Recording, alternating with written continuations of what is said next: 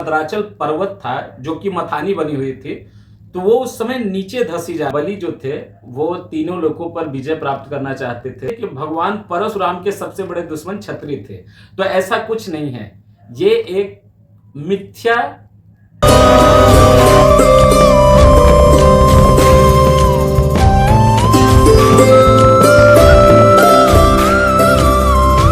Hello friend, नमस्कार। आप सभी का स्वागत है नॉलेज अड्डा एसएसपी में। फ्रेंड, आज हम बात करेंगे भगवान विष्णु के 10 अवतारों के बारे में। तो भगवान विष्णु के 10 अवतारों में से मत्स्य अवतार, कूर्म अवतार, बाराह अवतार, नरसिंह अवतार, वामन अवतार, परशुराम अवतार, राम अवतार, कृष्ण अवतार और उसके आगे बुद्ध अवतार और 10वां अवतार इनका कल्कि अवतार में, जो कि आगे चल के होगा।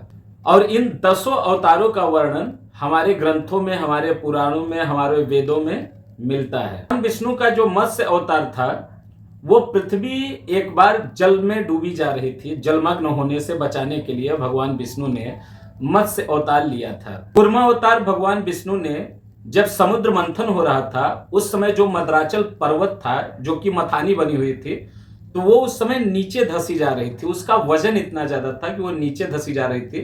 तब भगवान विष्णु ने कूर्मा अवतार लिया था, जिससे कि वो अपने पीठ पर, अपने कवच पर उस मद्राचल पर्वत को धारण किए और फिर वो समुद्र मंथन के काम में आया था। तो यह भगवान विष्णु का दूसरा अवतार हुआ था, कूर्मा अवतार के रूप।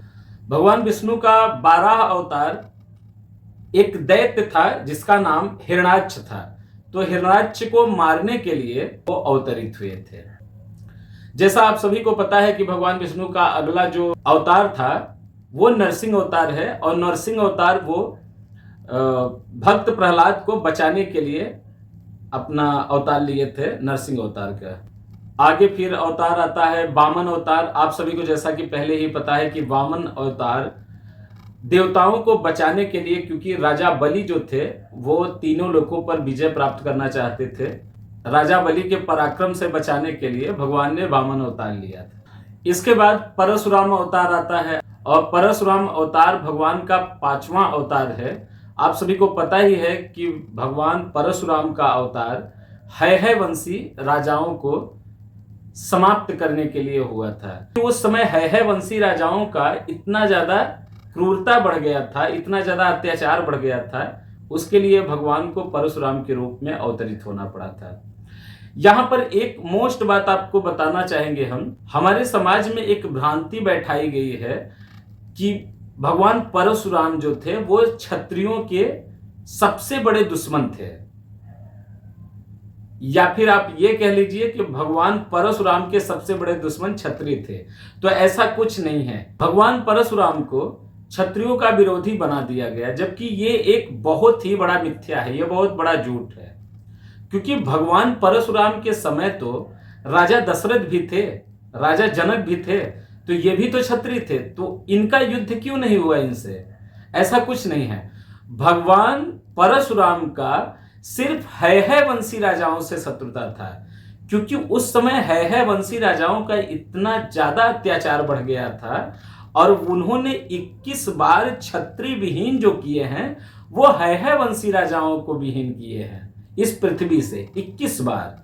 परशुराम जी ने जो भी शत्रुता किया था वो है वंशी राजाओं से किया था, और आप यूं कह लीजिए कि वो दुष्ट और पापियों के साथ दुश्मनी किए थे। आज से आप सभी से निवेदन है, कृपया इस बात को आप फैलाना बंद करिए कि भगवान परशुराम का क्षत्रियों से विवाद चलता था। सारे क्षत्रिय से नहीं, केवल है वंशी राजाओं से।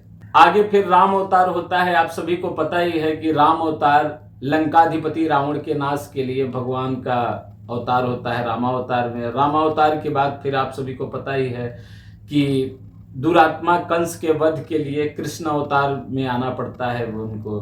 तो ये उनका 8वां अवतार होता है कृष्ण अवतार में। कृष्ण अवतार के बाद 9वां अवतार माना जाता है गौतम बुद्ध को। गौतम बुद्ध को भी भगवान विष्णु का ही एक अवतार माना जाता है।